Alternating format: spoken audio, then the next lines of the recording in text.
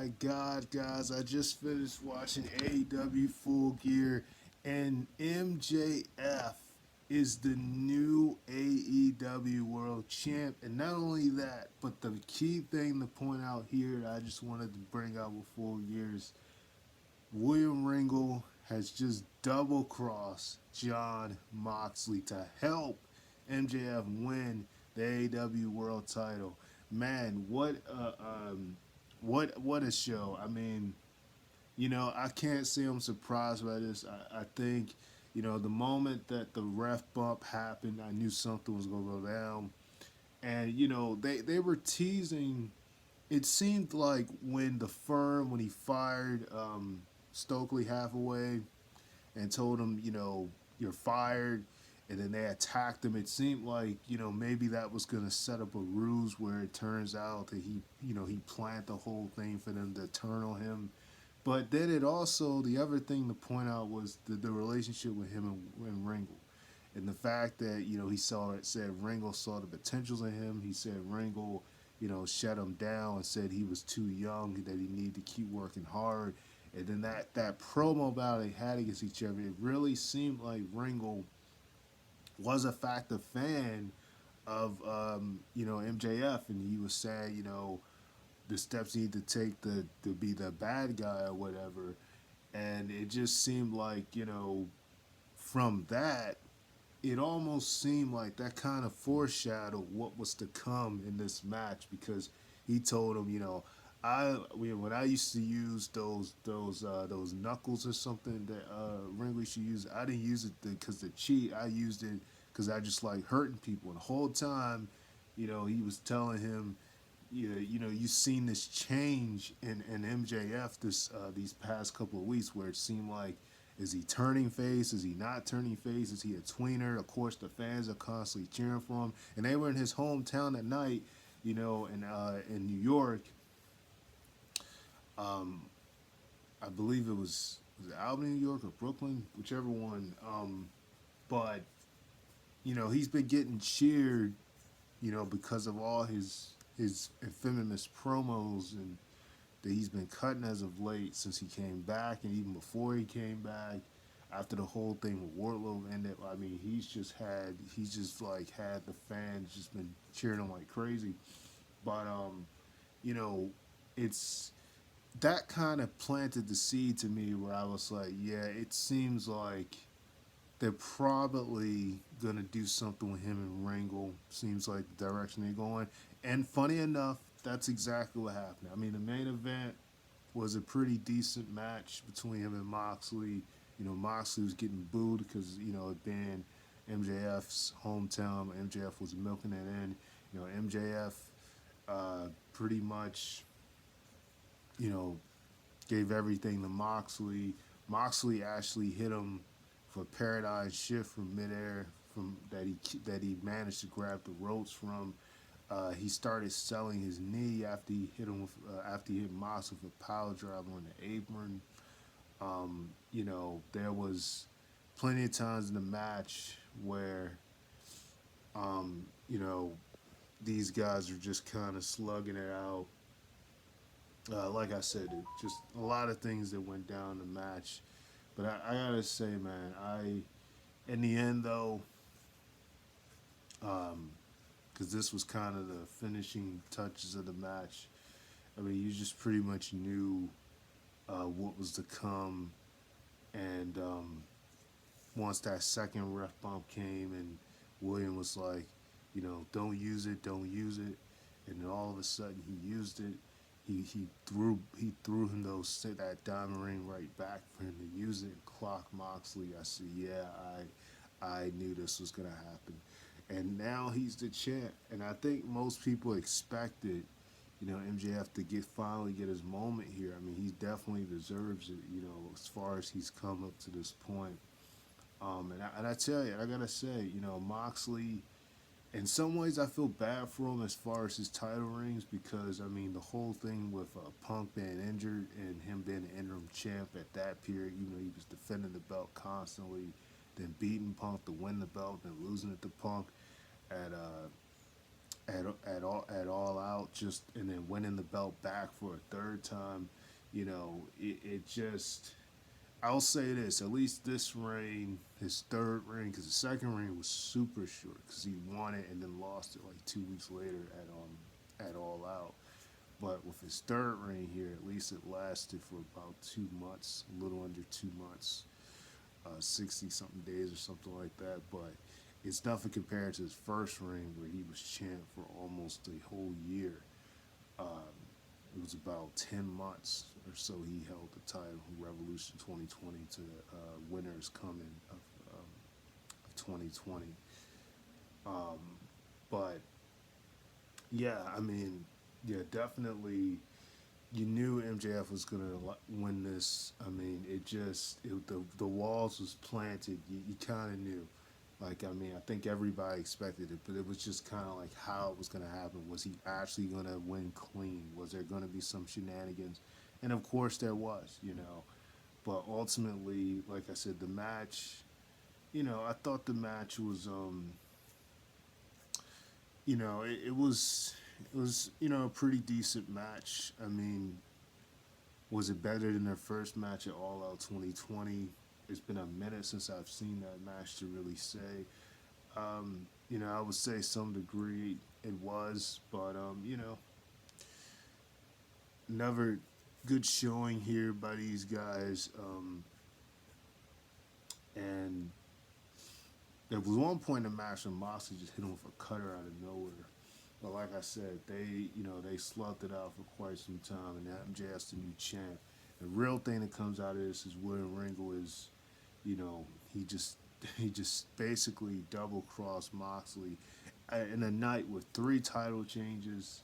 You know, I feel bad, because you know this is a huge moment for MJF, but you got one title change that kind of doesn't really count because it's still not technically the champ, the real champ, and neither with Tony Storm was she technically the champ, unless they do something with Thunder Rosa. But Jamie Hager, the crowd was behind her in her match with the help of Britt Baker, which I was surprised. I thought Britt would maybe turn on her at this point, but after losing this, um, oh my goodness, I can't even say her name, Soraya, early in the night.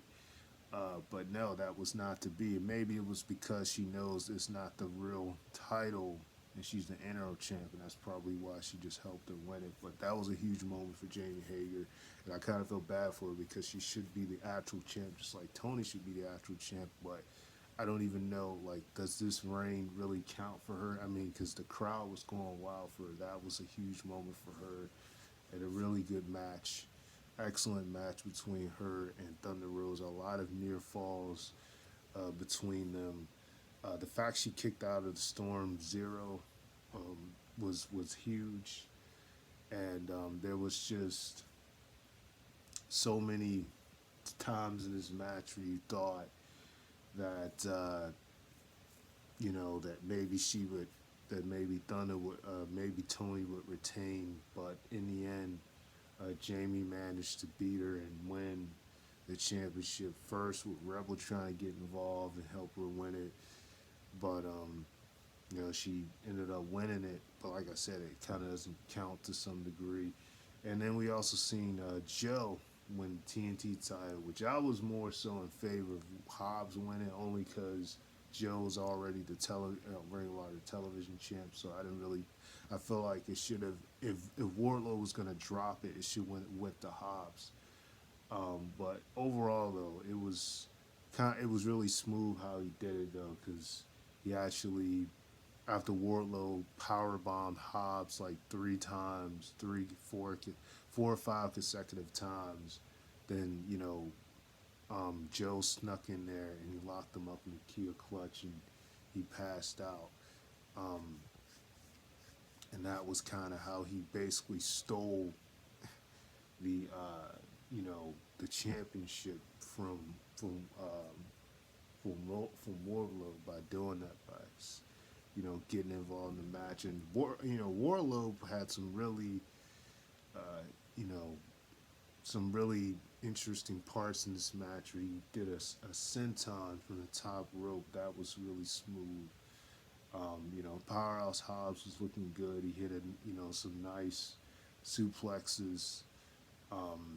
Attacked both guys from out the ring. Actually, made Samoa Joe fly to the apron. There's a lot I could discuss, but because it was such a long show, I can't even go over it. I'll just end with this. You know, those are the three title changes, which were, all three of them were pretty. Of course, the biggest being MJF, which was a huge thing, which is what I mainly want to talk about here. The implosion with Keith Lee and Isaiah Swerve, as you expected, finally imploded here, and it led to Keith walking out on Swerve because of his dirty tactics, and as a result, they claimed retained. The match of the night I would have to say would be the Fatal 4-Way match for the ROH World Title. We finally saw Jericho and Sammy go at it. After him being with Jericho for so long, and at some points it almost looked like Guevara was gonna Sam is gonna win the belt. Like that match, I would have to personally pick that as my match of the night because that match was incredible. The first two openers were great, but I just feel like that match was like the whole construction of it, even how it ended with Cesaro putting, he was doing the swing. I believe he was doing it on, was it Sammy or was it uh, Brian Danielson? I want to say it was Sammy, and then Jericho just like hit the Judas effect as he was doing it, and then he hit it a second time and pinned him and retained the championship. That was a smooth way to end the match. He also at one point in the match hit him with a code breaker from midair, but it was also another smooth spot where Jericho put two of them in the walls at like the same time. He had, I think he had Sammy in it first, and then he got Brian Danielson in it, and then that's when Cesaro tried to break through it. So it was a lot of smooth combinations in this match, even the point where Cesaro, I mean, not, I don't know why I keep saying this, well, Claudio and Brian Danielson both had him. He had him in the sharpshooter, and Brian Danielson had him in the Jericho in the label lock. But yeah, that was an excellent match there. Sammy, like I said, hit a Spanish fly on Brian Danielson. Um, at one point, I think he hit a shooting star press um, on Jericho, one of them, and went for the pin, and the crowd just went crazy. So I mean, that match was just phenomenal. Like I just think that would have to be my match of the night above the main event. I just have to say that the execution of that match was just perfection at its finest with how that was even done. Just the way everybody imploded with each other. And you start to wonder, with this thing with Ringo turning on Moxley, and then Cesaro, Claudio, and Brian Danielson going at it. You start to wonder, like, is this the end of the Black Combat Club? Because Brian Danielson already had issues with Will Yuta, and William Regal was the whole purpose of how they got together. So without him, is there really a faction at this point? I don't know. So this is an interesting thing. I'm curious as to what that even means at this point. But overall, yeah, that match was incredible. The elite match with Death Triangle was really good. Uh, you know, the ending was smooth too because, you know, Ray Phoenix didn't want to do it, but he used the brass knuck or whatever the thing that Pac had in his hand and clocked Kenny with it as he was going for his finisher and managed to reverse the pin and then they retained. But it looks like they're going to be doing a best of seven series, which I don't know how good that would be because this was a great match here, but if you do it too much, you might overdo it. So, not sure how that's gonna play out, but nice to see the Elite back, and also the opener was incredible. Luchasaurus and Jungle Boy, Jack Perry. Jack Perry won for elbow from the top of the cage through the table, and then he hit him with he put him in a snare trap and made him tap out. But that you know various points in the match, it seemed like Jungle Boy was out of it, but he managed to win it, and it was an incredible ending to a story between these guys, and hopefully we can see where he goes from here.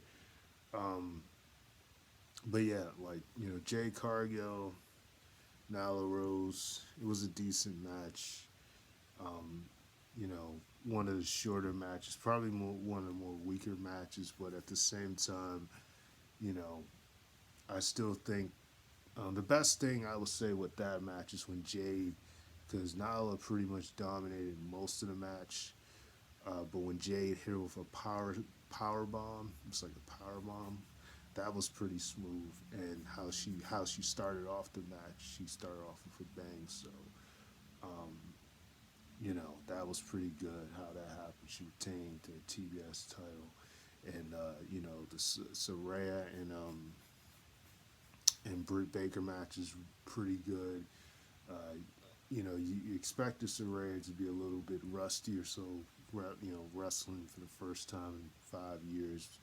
But I thought she still, since they did a lot of selling for like her neck and stuff, and that was pretty crazy. But overall, I thought she still did pretty good. Her brothers at ringside like cheering for her really hard, and they kept showing the camera on him. Um, and then the other match, the Darby Allin one with Sting and Jeff Jarrett and Jay Lethal. It's exactly how you would expect for it to have been wild, crazy, like everything you would expect. Um, the ending with the Scorpion Death Drop, the combination of that and the coffin drop that they put on Legal was amazing. Like that was a great way to end the match. Um, it was just all types of chaos in that match. But overall, like I said, I thought it was solid, really solid pay per view. Um, I still think that they should probably still cut back on their shows, but this show, I would say it was at least, unlike All Out, it wasn't as long to where it felt like it over dragged. I feel like most of the matches, although some of them had maybe a little bit too much kickouts, near falls, it didn't over drag itself like All Out. It just felt like there was a point in All Out where you just kind of wanted it to end. In this show, they did a little bit better. I think Tony did a better job with like the pacing with the show. When the matches were long, some of them got a good length of time, but not so much to where it's like taking up half of the card, like for one match alone. So I'll give them that to a degree. I do still think though that they should cut some matches out, but overall, um, I think most of the matches pretty much delivered. It's a really solid show, and I mainly, like I said, just want to come on here and talk about the ending, but at the same time, I was gonna review the show. So that's pretty much you guys sent out here. Let's like, subscribe,